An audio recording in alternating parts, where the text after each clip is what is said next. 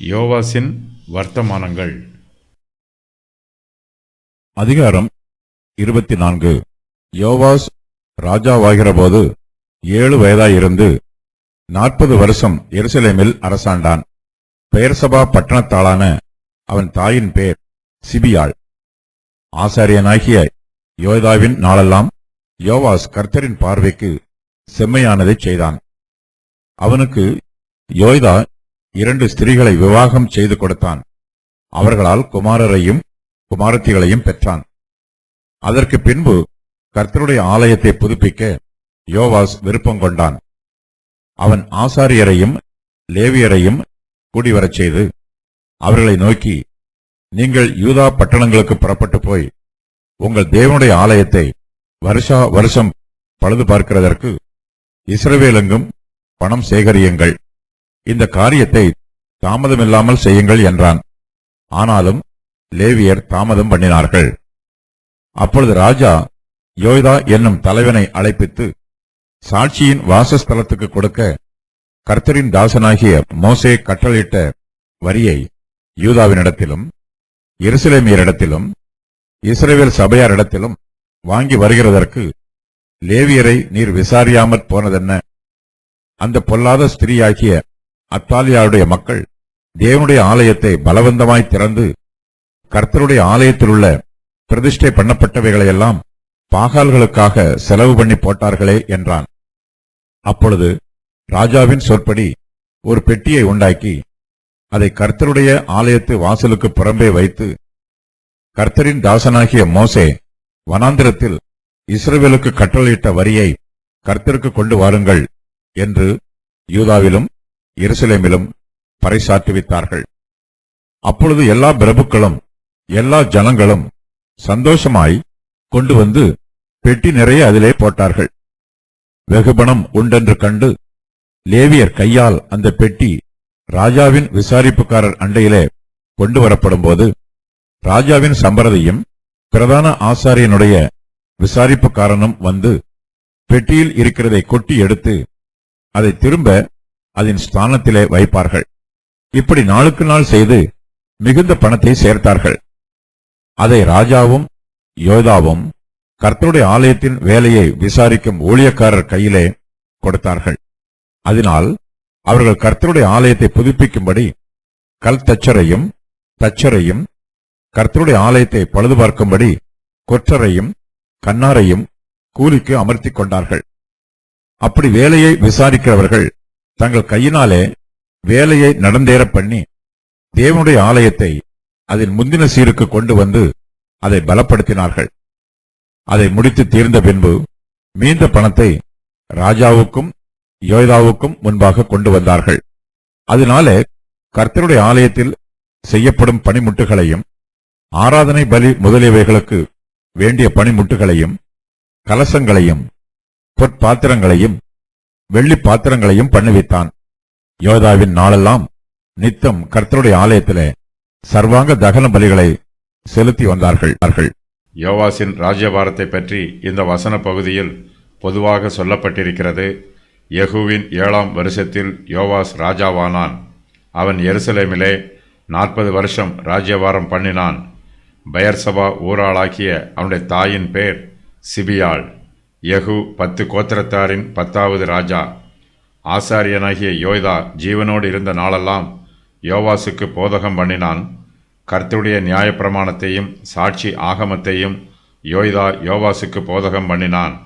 ஆசாரியனாகிய யோய்தா யோவாசை போதகம் பண்ணின நாளெல்லாம் அவன் கர்த்தரின் பார்வைக்கு செம்மையானதை செய்தான்.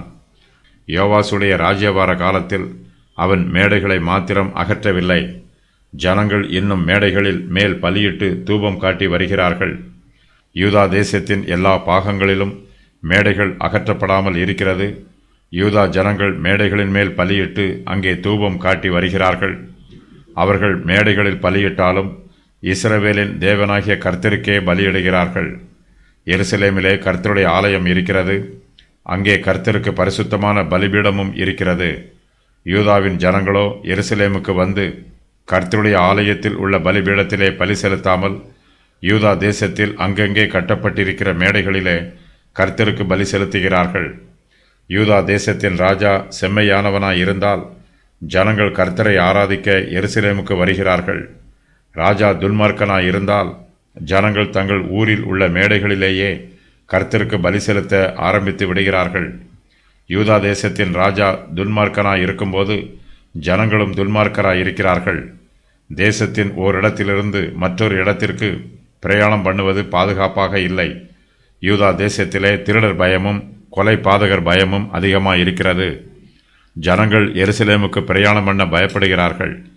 அங்கே பிரயாணப்பட்டு போவது தங்களுக்கு பாதுகாப்பு அல்ல என்று நினைக்கிறார்கள். ஆகையினால் யூதா ஜனங்கள் எருசலேமுக்கு போய் தேவாலயத்திலே பலியிடாமல் தங்கள் ஊர்களில் உள்ள மேடைகளின் மேல் பலியிட்டு அங்கேயே தூபம் காட்டுகிறார்கள்.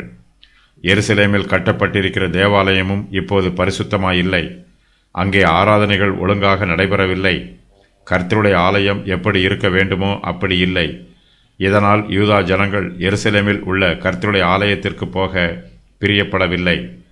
ஆசாரியனாகிய யோய்தா யூதா ஜனத்தார் மத்தியிலே ஆவிக்குரிய மறுமலர்ச்சி ஏற்படுவதற்கு முயற்சி பண்ணுகிறான். தேவாலயத்தின் ஆராதனைகளை சீர்படுத்துகிறான். கர்த்தருடைய ஆலயத்தை விசாரிக்கும் உத்தியோகஸ்தரை ஏற்படுத்துகிறான். யோவாசின் காலத்தில் கர்த்தருடைய ஆலயம் பழுதடைந்திருக்கிறது. இந்த ஆலயம் சாலமோனுடைய காலத்தில் கட்டப்பட்டது. அதன் பின்பு ஆலய கட்டிடத்தில் பராமரிப்பு வேலைகள் எதுவும் நடைபெறவில்லை. ஆலயத்தின் சுவர்களில் வெடிப்பும் கீறல்களும் விழுந்திருக்கிறது. கர்த்தருடைய ஆலயம் பல வருஷங்களாக பராமரிக்கப்படாமல் பழுது பார்க்கப்படாமல் இருப்பதினால் அது பாழடைந்திருக்கிறது. பழுதடைந்திருக்கும் ஆலயத்தை மறுபடியும் பழுது பார்த்து அதை சீர்படுத்த வேண்டும் என்று ஆசாரியனாகிய யோய்தா விரும்புகிறான். மகிமை இழந்து கிடக்கும் கர்த்தருடைய ஆலயத்திற்கு மறுபடியும் பழைய மகிமையை உண்டு பண்ண வேண்டும் என்று யோய்தா முயற்சி பண்ணுகிறான். கர்த்தருடைய ஆலயத்தை பழுது பார்த்து முடித்துவிட்டால் ஜனங்கள் மேடைகள் மேல் பலியிடாமல் எருசலேமில் உள்ள கர்த்தருடைய ஆலயத்திற்கு வருவார்கள் என்று யோய்தா எதிர்பார்க்கிறான். கர்த்தருடைய ஆலயத்தில் தேவனுடைய மகிமை தங்கியிருக்கிறது. ஆனாலும் ஆலயம் பராமரிப்பு இல்லாமல் பாழாய் கிடக்கிறது. கர்த்தருடைய பெரிதான கிருபையினால் யோவாசின் ஆரம்பகாலம் ஆசீர்வாதமாக இருக்கிறது. ஆசாரியனாகிய யோய்தா யோவாசுக்கு ஆவிக்குரிய ஆலோசனைகளை சொல்லுகிறான். வாலிபர்களுக்கு யோய்தாவைப் போல ஆலோசகர்கள் தேவை. யோவாஸ் தன்னுடைய ஆரம்ப நாட்களில் கர்த்தரிடத்தில் பக்தியுள்ளவனாய் இருக்கிறான். ஆசாரியனாகிய யோய்தா அவனுக்கு கர்த்தரை பற்றிய சத்தியங்களை போதிக்கிறான். யோவாசும் கர்த்தரிடத்தில் பக்தியுள்ளவனாய் இருக்கிறான். யோவாஸ் ராஜாவாகிற போது 7 வயதாயிருந்து 40 வருஷம் எருசலேமில் அரசாளுகிறான். பெயர்சபா பட்டணத்தாளான அவன் தாயின் பேர் சிபியாள். ஆசாரியனாகிய யோய்தாவின் நாளெல்லாம் யோவாஸ் கர்த்தரின் பார்வைக்கு செம்மையானதை செய்கிறான். யோவாசைப் போலவே ஏராளமான வாலிபர்கள் தங்களுடைய ஆரம்ப நாட்களில் கர்த்தரிடத்தில் பக்தியுள்ளவர்களாய் இருக்கிறார்கள். இந்த வாலிபர்களுக்கு ஆவிக்குரிய ஊழியக்காரர்கள் மூலமாகவோ அல்லது ஆவிக்குரிய சிநேகிதர்கள் மூலமாகவோ ஞானமுள்ள நல்ல ஆலோசனைகள் கிடைத்திருக்கும். வாலிபர்களும் தங்களுக்கு நல்ல ஆலோசனை சொல்லுகிறவர்களுக்கு மதிப்பும் மரியாதையும் கொடுத்து அவர்களுடைய ஆலோசனைகளுக்கு கீழ்ப்படிந்து நல்லவர்களாய் ஜீவிப்பார்கள்.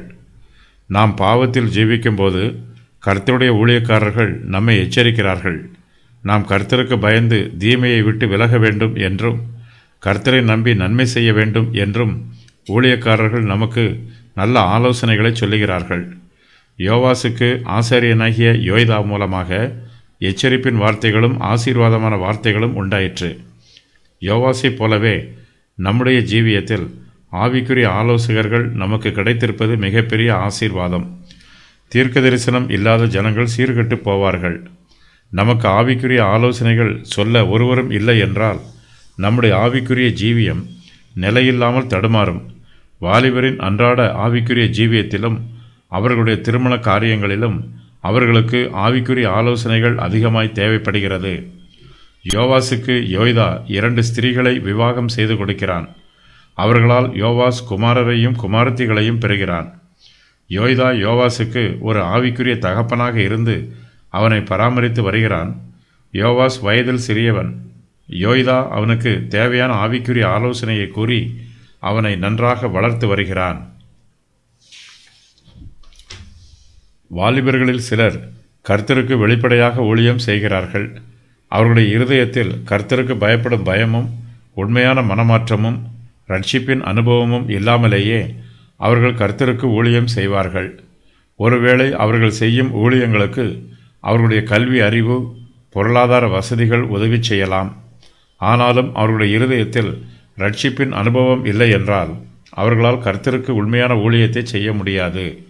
நம்முடைய கைகளினால் கர்த்தருடைய ஊழியத்தை எவ்வளவுதான் செய்தாலும் நம்முடைய இருதயத்தில் பரிசுத்தமும் கர்த்தருக்கு பயப்படும் பயமும் ரட்சிப்பின் அனுபவமும் இல்லை என்றால் நாம் செய்வது கர்த்தருடைய ஊழியமாய் இராது. அது ஒருவேளை உலக பிரகாரமான சேவையாக இருக்கும். ஒரு சிலர் கர்த்தருக்கு ஊழியம் செய்வதாக சொல்லி மாய்மாலம் பண்ணுகிறார்கள். இவர்கள் பக்தியின் வேஷத்தை தரித்து கொள்கிறார்கள். இவர்கள் தேவனுடைய வல்லமையை மறுதலித்து விடுகிறார்கள். இப்படிப்பட்டவர்கள் தங்களுடைய இருதயங்களின் விருப்பங்களை நிறைவேற்றுவார்கள்.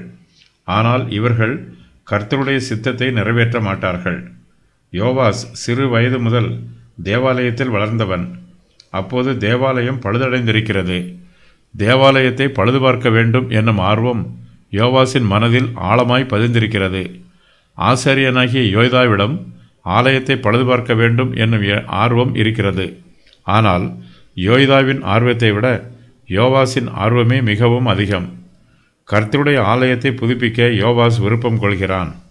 அவன் ஆசாரியரையும் லேவியரையும் கூடிவரச் செய்து அவர்களை நோக்கி, நீங்கள் யூதா பட்டணங்களுக்கு புறப்பட்டு போய் உங்கள் தேவனுடைய ஆலயத்தை வருஷா வருஷம் பழுது பார்க்கிறதற்கு இஸ்ரவேல் எங்கும் பணம் சேகரியுங்கள். இந்த காரியத்தை தாமதமில்லாமல் செய்யுங்கள் என்று கேட்கிறான். ஆனாலும் லேவியர் தாமதம் பண்ணுகிறார்கள்.